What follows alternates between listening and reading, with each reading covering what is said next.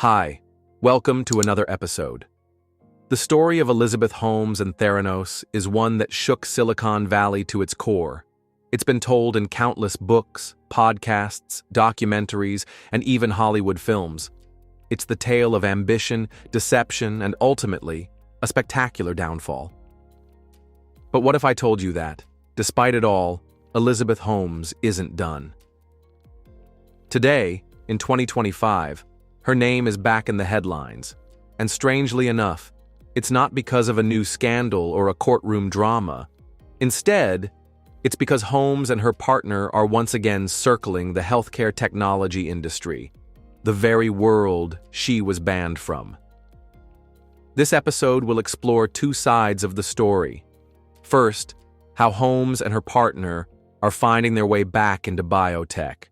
And second, why, ironically, the very same dream that led to the Theranos disaster might actually be scientifically possible today, thanks to new breakthroughs in artificial intelligence.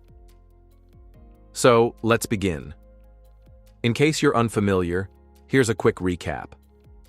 Back in the mid-2000s, Elizabeth Holmes, a Stanford dropout who modeled herself after Steve Jobs, promised to revolutionize healthcare. Her company, Theranos, claimed to have developed a machine called the Edison, which could test for hundreds of diseases using just a single drop of blood. It sounded miraculous. Investors poured in nearly $945 million, valuing the company at a staggering $9 billion. Walgreens signed deals, politicians courted her, media outlets fawned over her image as the next great tech visionary. But there was one massive problem. It didn't work. Patients were misdiagnosed, test results were faked, and lives were put at risk. By 2022, the truth unraveled. Holmes was convicted of defrauding investors and sentenced to 11 years in prison. It was one of the most spectacular downfalls Silicon Valley had ever seen. Most people assumed that was the end of the story. But in 2025, Holmes's name has re-emerged in a way that few expected. In February 2025, People magazine published an interview with Holmes. At 41 years old, she revealed that she has continued to write patents and sketch ideas for new healthcare inventions from behind bars. According to her, there hasn't been a single day she hasn't worked on research. Her dream of creating accessible healthcare technology hasn't died. The problem? Holmes is banned by the SEC from ever serving as an officer or director of a public company. Legally speaking, her days of running a Theranos-style empire are over. But this is where things get interesting. Because while Holmes is stuck in prison, her partner is quietly taking up the mantle. Holmes's partner, Billy Evans, comes from a wealthy hotel family in California. The two met in 2017, had 2 children together, and despite Holmes's conviction, have stayed together. While Holmes serves time in a Texas prison, Evans has launched a new biotech startup called Hemanthus. The company's pitch sounds eerily familiar, scanning bodily fluids to detect diseases quickly and cheaply. If that's giving you déjà vu, you're not alone. The big difference? This time, Evans and his team say the key lies in artificial intelligence. So how does it work? According to marketing materials obtained by the New York Times, Hemanthus plans to use Raman spectroscopy, a scientific technique that's been around for decades. Here's the gist. You shine a laser on a molecule, and by analyzing how it vibrates, you can determine what that molecule is. Traditionally, this has been a slow, manual process.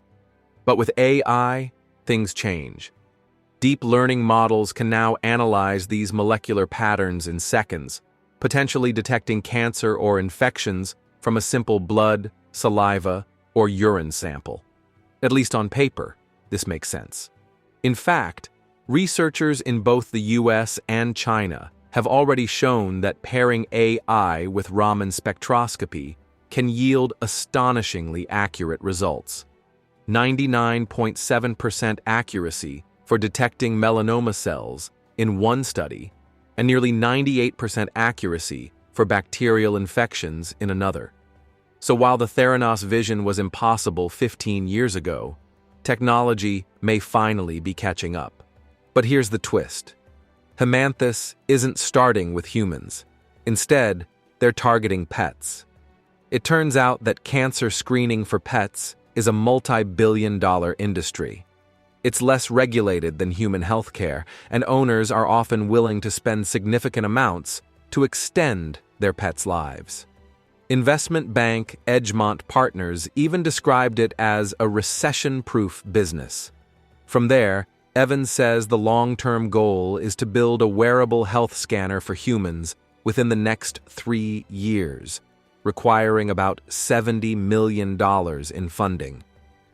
But here's the million-dollar question, or perhaps the $70 million one. Who would invest in a company so closely tied to Elizabeth Holmes? So far, major investors aren't impressed. Michael Dell's firm rejected the pitch outright. Another venture capitalist said they passed for many of the same reasons we skipped Theranos. Still, Evans has managed to raise several million, largely from friends and family. One early investor identified was Matthew Parkhurst, who, interestingly, helps run a tapas bar in Austin, not your typical biotech backer. In total, Hemanthus claims to have around 10 employees and 20 advisors, including veterinarians and diagnostics experts. Unsurprisingly, the Theranos comparison is unavoidable. In May 2025, the official Hemanthus account acknowledged the skepticism, writing, "Yes, our CEO, Billy Evans, is Elizabeth Holmes's partner. Skepticism is rational. We must meet a high bar. The science, when ready, will stand on its own merits. This is not Theranos 2.0. The question is, will the world believe them?" Here's where the story gets complicated. Unlike Theranos in 2010, there is now legitimate science behind the idea. Studies from Johns Hopkins and other institutions have proven that AI-assisted blood tests can detect cancers early, potentially saving countless lives. One Johns Hopkins researcher even stated, "We have a simple blood test that could be done in a doctor's office, telling patients whether they should get a follow-up scan." If true, that's revolutionary. The problem is not whether the science is real. It is. The problem is turning that science into a reliable product. Many startups fail at this stage, long before they reach commercialization. So, while Hemanthus's concept isn't inherently fraudulent, its execution remains to be seen. At the end of the day, the ghost of Elizabeth Holmes looms large. Theranos was such a spectacular collapse that it permanently altered the way Silicon Valley views biotech startups. Investors are now far more cautious, demanding proof over promises. Holmes herself remains in prison, with her final appeal recently denied. She won't be released until the early 2030s, yet from her cell, she continues to dream of biotech innovations. The irony is hard to ignore. The very idea that ruined her life may now be on the verge of becoming reality, just not by her hands. So, what do you think? Is Hemanthus destined to repeat the mistakes of Theranos? Or is this the moment when Elizabeth Holmes's vision, however flawed in execution, finally becomes scientifically viable? For now, only time will tell. What's certain is that the story of Elizabeth Holmes isn't over. Whether as a cautionary tale, a scientific footnote, or a second act, her shadow will continue to haunt biotech for years to come. If you found this episode interesting, feel free to check out the other videos on science, technology, and business. Until next time, cheers, guys.